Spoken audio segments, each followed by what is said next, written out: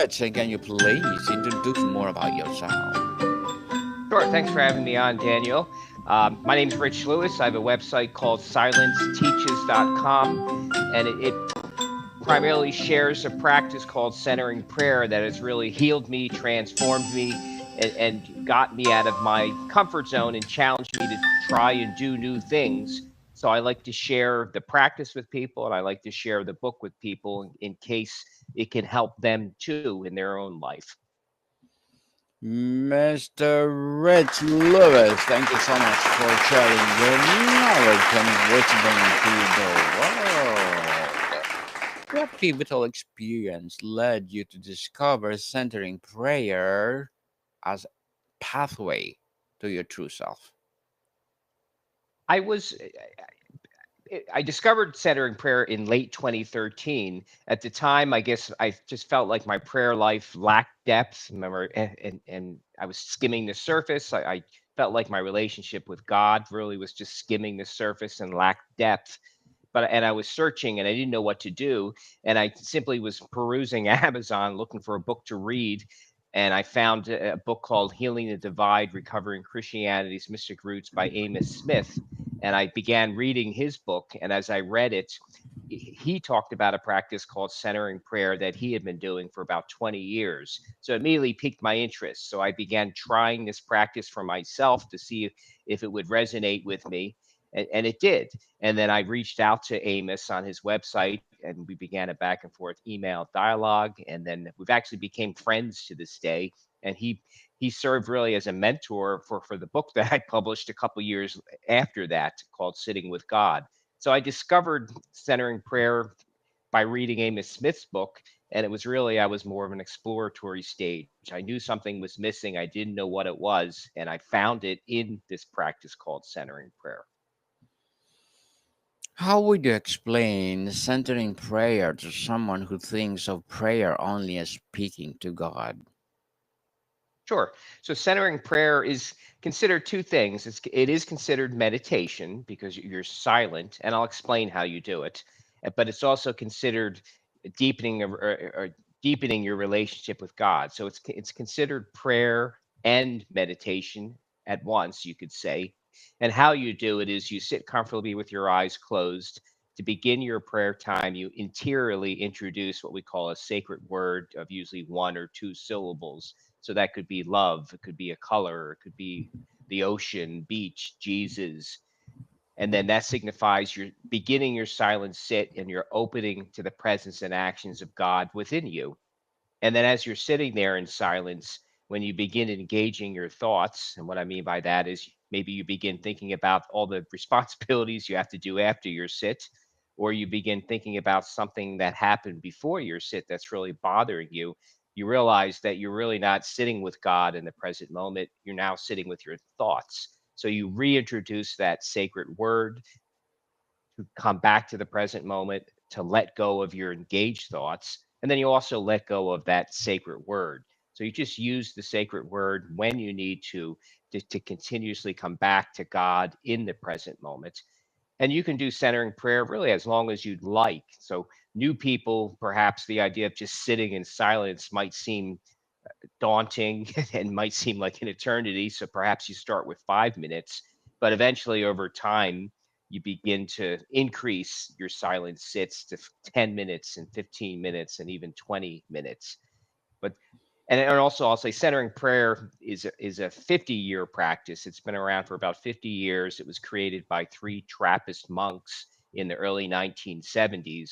But again, the idea of sitting in silence obviously is much older than 50 years. It's been around for thousands of years and practiced by Jesus himself in some form um, as well. Why is silence so essential for encountering our true selves in God's presence? Because as the practice is where we're letting go when we sit, we're letting go of engaged thoughts, and some of these engaged thoughts are things such as I'm not confident, or I'm not happy, or I'm not peaceful, or I'm the wrong person to try this task, or I'm too old to try this task, or I'm too young to try this task. And you let go of these thoughts because they're really not true. They're just thoughts. And really underneath all of these thoughts is your true self, the person God wants you to be, the things that you really want to do, but are just scared to try. So a practice such as centering prayer helps you let go and uncover who is this person you want to be and what are the actions this person wants to take. Because the letting go you do in centering prayer follows you outside of your centering prayer sits, where you begin to kind of let go of things you tell yourself that are really just not true. How does the ancient contemplative practice address our contemporary spiritual hunger, Mr. Rich? Um, it's really reconnecting to what all has always happened. So um, a lot of churches don't have times for silence, or if they do, it's a 15-second pause in the middle of the service, and then they go back on. But what they don't realize is that the Christianity has really a long history of contemplative silent practices that go all the way back to Jesus and further. So it's really just a way of reconnecting to something that has always been there, but has been kind of forgotten or just not practiced.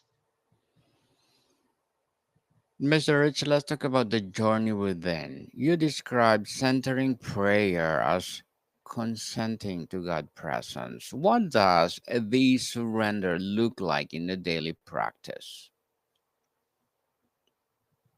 Well, in the practice itself, as I described, when you're sitting there and your eyes are closed and you're doing your practice, all of a sudden you begin thinking, like I might even be thinking, okay, I work from home, I have these 5 tasks that have to get done, how am I going to get them done? And then I realize, oops, there I go again, and I reintroduce my sacred word to let go of these tasks and come back to the present moment, eh, which is the purpose of the prayer, to come back to the present moment and sit with God and open to the presence and actions of God within.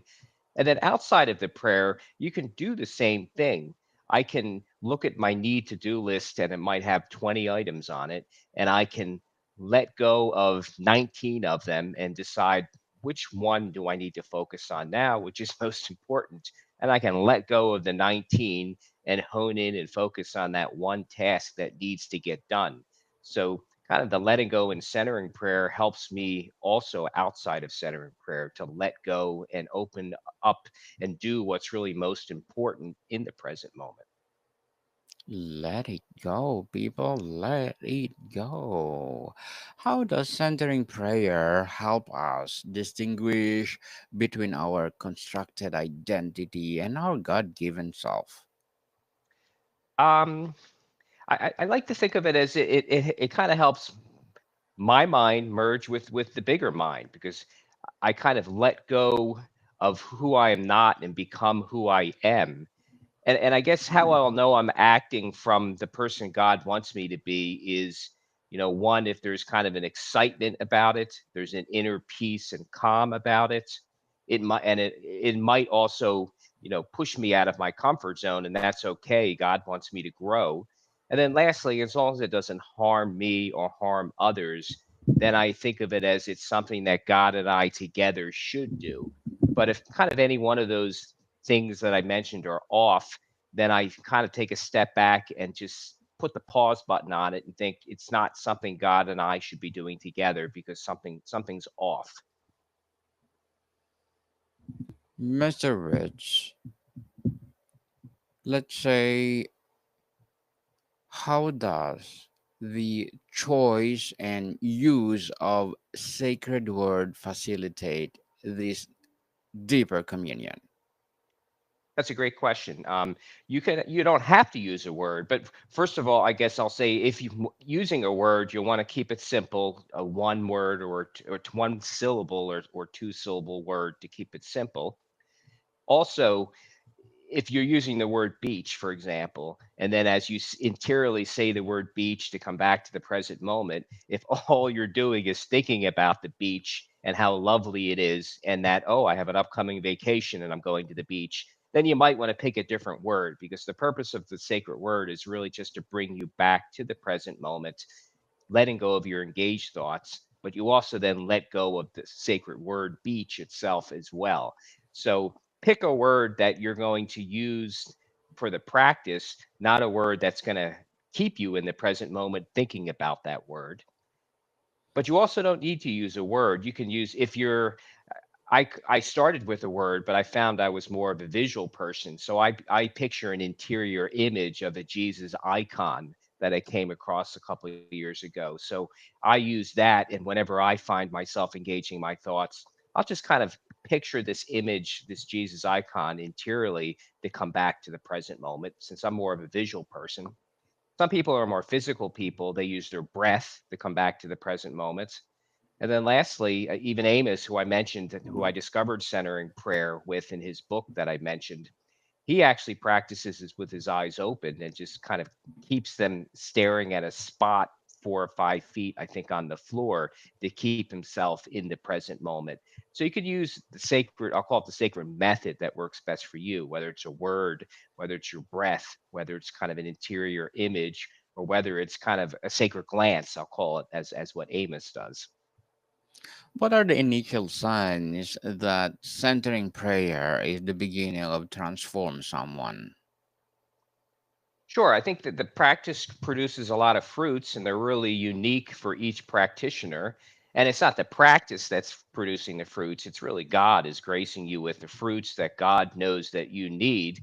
So if I think about myself, post centering prayer, I'm a much more confident person in myself.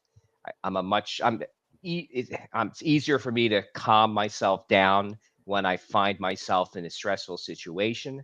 I think I'm better at listening to people and just giving them the space they need, and not be so quick to think about how I'm going to react and what I'm going to say.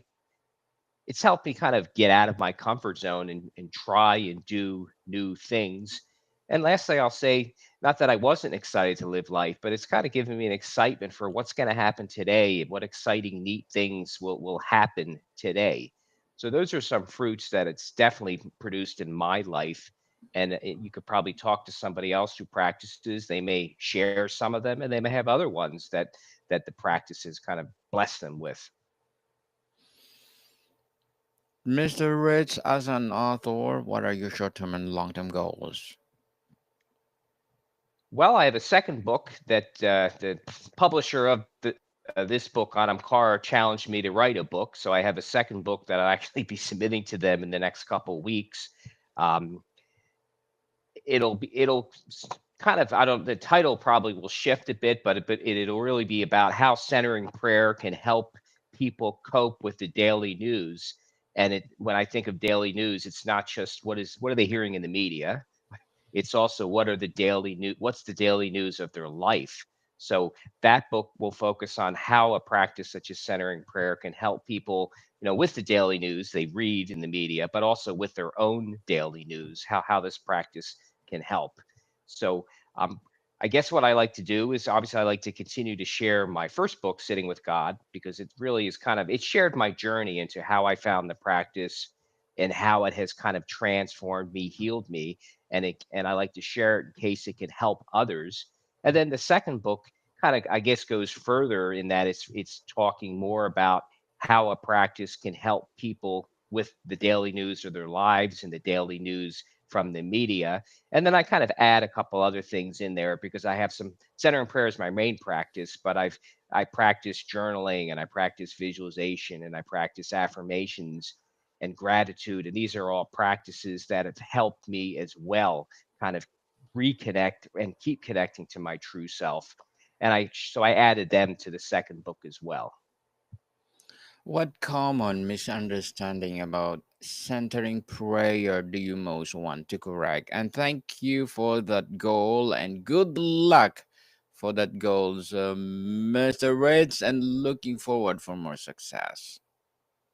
I would say some, thank you. I appreciate it. I think some people don't think it's prayer, and it is prayer. It's a way of just sitting with God. And I think of it as a reverse prayer. God is praying in me what God knows that I need. is how I think of it. And even Jesus, when Jesus fasted in the desert for 40 days, he was praying, but he was conserving his energy because he wasn't eating and drinking. So he sat with God and he communed with God in silent prayer. And so that's, I guess, a misconception is that, is this really prayer? And I would say it is. It's our way of really connecting to God rather than us talking verbally and doing all the talking. It's our way of kind of being quiet and letting God pray in us. And Mr. Rich, what will be your advice for those people out there want to be an author like you? I would say it's a marathon. So one, enjoy the process. It's a marathon, and then just figure out how you're going to do it. Like I wrote Sitting with God. At the time, I didn't want to take time away from my family, but I knew I needed to write the book. So I actually scheduled Saturday mornings. I actually wrote this book mostly on Saturday mornings at the local Starbucks from about 6 to 9 or 10 p.m., 10 a.m., not p.m. So just schedule the time, figure out how you're going to do it. I didn't want to take time away from my wife and family. They were all sleeping when I wrote it. So it's one way to do it, is schedule it so that it's not going to impact, your family life if you have a family, or even just write it. The second book, I took a different approach. I didn't want to get up at 6 o'clock in the morning on Saturdays. So I wrote it 500 to 1,000 words at a time. So you can either take the Saturday, weekly Saturday approach of a couple hours in the morning, or you can just take an approach where you're going to write it a couple times a week, but you're just going to do 500 to 1,000 words at a time. And if you keep at it in that manner, whether you're writing once a week or 2 or 3 times a week, you're eventually going to have 30 and 40,000 words. Well, thank you for that advice, Mr. Rich. And can you please recommend a books or book that influenced your journey? Sure, I would say the first book I read as I began practicing centering prayer was Centering Prayer and Inner Awakening by Cynthia Bourgeot. It was just a fantastic book that kind of helped me as I began my journey. So, for anybody that's new to the idea of centering prayer, or even for that matter, they've been practicing it and they haven't tried this book, Centering Prayer and Inner Awakening by Cynthia Bourgeot, is just a fantastic book. Thank you for that recommended book, Mr. Rich. What minimal daily practice would you recommend for complete beginners? I would say for someone that's never done this before, make a commitment to try it for 30 days. Make it the first thing you do in the morning before you do anything, and just schedule it for 5 minutes. That way, it's not going to seem very daunting and difficult. So, try it for 30 days. Make it the first thing you do before you do anything, and do it for 5 minutes. 5 minutes. That's awesome. What typical challenges emerge in the first year of practice, and how can we overcome them? I would say the idea that I'm not doing it right because I have too many thoughts, and that's just a thought. So you just need to let it go. So really our job is just to show up and trust the process. So a lot of people think I'm not doing it right because I have too many thoughts, and that's going to happen. So that's just part of the process. So that's probably one of the main concerns that people have, is I'm not doing it right. I have too many thoughts, and that's just not true. Showing up, and you simply need to let go of the thoughts during the process. Some of the sits are going to be easier than others, and that's just part of the process. And our so we just really just need to show up and just trust the process. Trust the process, people. Patience is virtue, as they said. Is there a particular biblical passage that illuminates this prayer practice for you, Mr. Rich? Um, Well, I guess it's Matthew 6:6 is I'm going to butcher how you say it, but it's kind of where you're opening, you're just opening to the silence. You're just fact, let me just Google it because the prayer practice itself is based upon Matthew 6:6. And I'll just quickly Google exactly what the prayer is so I don't say it's incorrectly. But that summarizes it. So Matthew 6.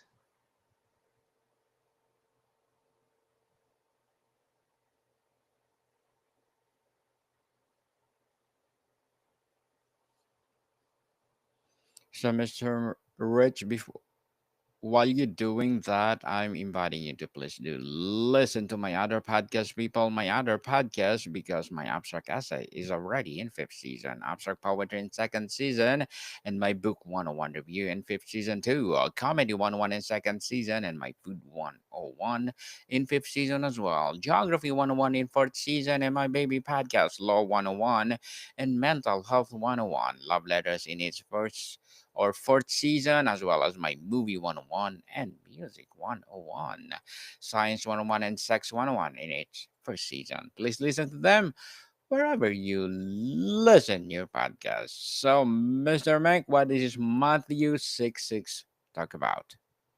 Sure. So one of my specialties obviously is not memorizing things, but but when you pray, go into your room and shut the door, pray to your Father who is in secret place, and your Father who sees in secret will reward you.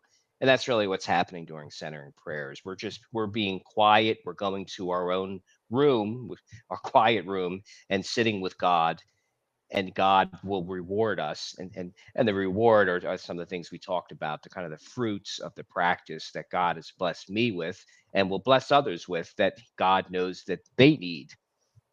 Yes, bless us, Lord, for more and more empowering books that will Mr. Rich will publish. And of course, bless me, Lord, for more and more guests to come so that we will empower people all over the world through this podcast. Why is it spiritual companionship valuable for this personal journey?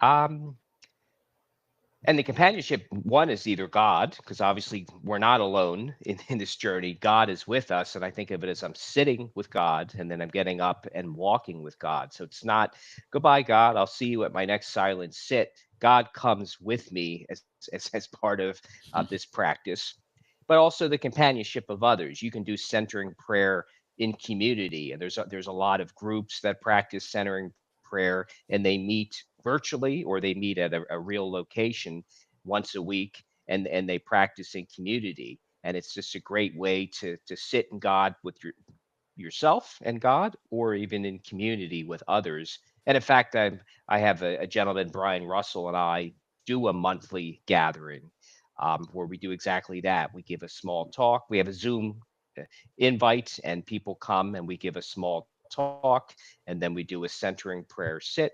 And then after the sit, we just take questions and comments and testimonies from the people that have joined that monthly sit. And before we wrap up our discussion for today, Mr. Rich, I'm inviting you to please do listen to my one of my audiobooks, people. Audiobooks, because my Book 101 Review Volume 3 is on Audible and one of the best sellers. And of course, my Earth Fever, The Unraveling Climate and Our Race to Restore Balance. Book 101 Review Volume 2 selected. These are my 100 episodes of my first season on Book 101 Review. Book 101 Review Volume 1, highly recommended books for sure. And one of my self-help books, Thread of Existence, Waving the Tapestry of Life. Life is too short, a journey of discovery, fulfillment, and joy. And stand tall, stand together, breaking the chains of bullying. Please do listen to them wherever you listen your audiobooks. So, Mr. Rich, what was or if someone consistently practiced catering prayer for a year, what might they discover about who they truly are in God? I would say that they might, because the practice has helped them let go of thoughts they're telling themselves that aren't true, they might discover things. They might discover they want to change jobs. They might Yes. discover kind of a new vocation. They might discover kind of an inner peace and calm that they didn't know that they had. They might discover they're suddenly better at listening to people. So it's kind of a neat journey for them. They might uncover things that they did not know about themselves had they not tried this practice. Mr. Rich, thank you so much for sharing your knowledge and wisdom to the world. So can you please invite our listeners to support your advocacy, your projects, and of course your book itself? Sure. Well, the best place to find me is at my website, silenceteaches.com. If they come there and subscribe, they'll get a free ebook on centering prayer as my gift to them. And then after they've read it, if they discover they want to learn more, they can check out my book, Sitting with God, which is also on my website. Yes, people, let's support Mr. Bob Lewis because if you support him, for sure, more and more and more godly books for sure will be published and more empowering advocacy to come. So, Mr. Bob, Mr. Rich, thank you so much for your time. Now, thanks for having me on. This is a whole lot of fun. More to come, people. See you soon.